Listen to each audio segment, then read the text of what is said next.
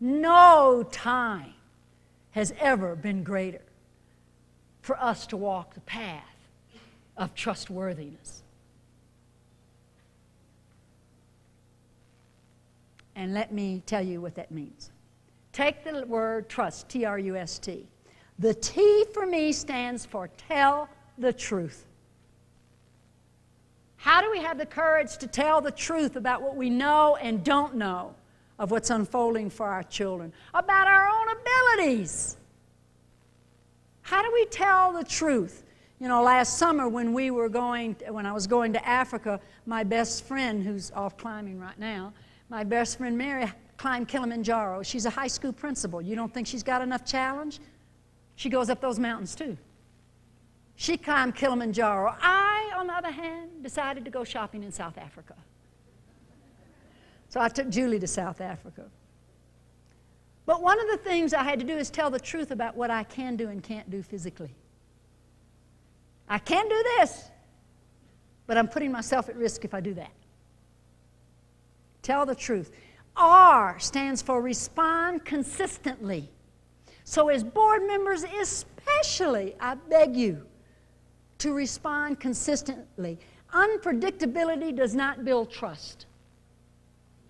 You understand others. As Golda Meir said, you cannot shake hands with a clenched fist.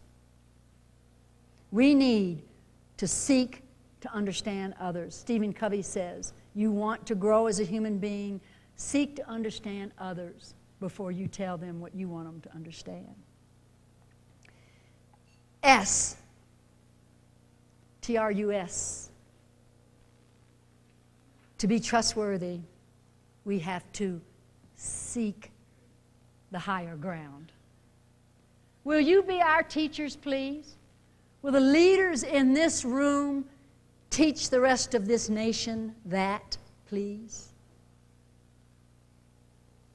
Seeking the higher ground is a selfless kind of a thing. It is always looking for the greater compromise for the greater good, of not getting in the muck of pettiness, of not getting in the muck of things that don't work, that suck the energy away from us as a board, suck the energy away from us as leaders, and seek the higher ground. And lastly, the T in trust is to take action. The children are waiting. What do we know in this room that we know, and we know in our hearts, and our ancestors tell us? We don't take action, however. I led a couple of years ago a room full of 150 women leaders in Colorado in an exercise that Meg Wheatley calls the conversation, the cafe. And we had people at all tables, and on the table was one question. And then we rotated tables to learn from each other. But the question was this: we are the holders of the trust of the children. What are the children asking us to do? They have a voice. What do our high school and junior high kids asking us to do? Do we have the courage? Trust is they're asking us to act on their behalf. Number 5 of all the things we could do, we must, is set a clear vision for the educational program. Yep, expectations and standards. And let me ask you a simple question. If there were no mandates, if by virtue of a miracle there was a different election in November, and there were the law changed, and certain elements of No Child Left Behind were no longer there, the question about our character is, what would you do then? I think we would continue the pursuit of excellence. I think we would seek and continue to play out some of the standards we believe and expectations are for children. Number 6, our what we must do is enhance the mental and emotional capacity of people.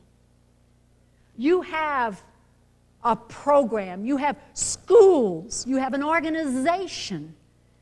I think leaders worth their salt are the ones who absolutely understand the mental and emotional capacity of people, inspiring people to do things perhaps they would never do. My former boss and mentor used to say to me, as far as the emotion in people, Cile, remember, intellect is but a speck on the sea of emotion. No surprise. That's why our kids have a hard time learning from someone that they don't respect. The limbic part of the brain, we learn through our emotions as well. Intellect is but a speck on the sea of emotion. And I want to tell you a story about how one principal decided, when you think about the mental and emotional capacity of kids, principal here in Colorado, getting ready for the CSAP test, decided I need to visit every class of 10th graders because that's the grade they were going to take the CSAP. So this principal went to every classroom in language arts and tried to inspire and motivate the kids and tell them that they were creating a legacy for their school because it was the first test in this brand new school, which happened to be Cherokee Trail High School, on the Cherokee Trail out there in Aurora. And so she was trying to inspire them of the legacy they're going to leave in terms of the kind of high school that would be there, and that this is what is here today. And one of the things she decided to do is something you know well, and that is symbolism. How do we teach through symbols? How do we present things through symbols? And she decided to wear her cap and gown and her colorful hood and the honor cords. And these kids, 10th graders, their eyes open really wide as she went into the classrooms and talked to them about this, was saying to them, do you want this? And in a situation, she said, that was so moving for her, she put the honor cord around the neck of a 10th grader, a high-risk kid, incidentally, and said, how does that feel? And so this 10th grader with the honor cord around her neck said, Dr. Jarvis, it feels really good. Sometimes we have to bring the tangible to the children, the symbolism to help them understand. And I asked Mary about that experience, and she said, Cile, you need to understand, you cannot expect or assume the kids will do their best on test. Just because it's time to give it doesn't mean they're going to do the best. You have to touch their spirit, their will, and inspire them.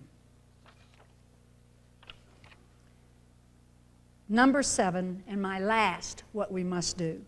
Have the courage to initiate policies and practices that honor the human spirit within organizations.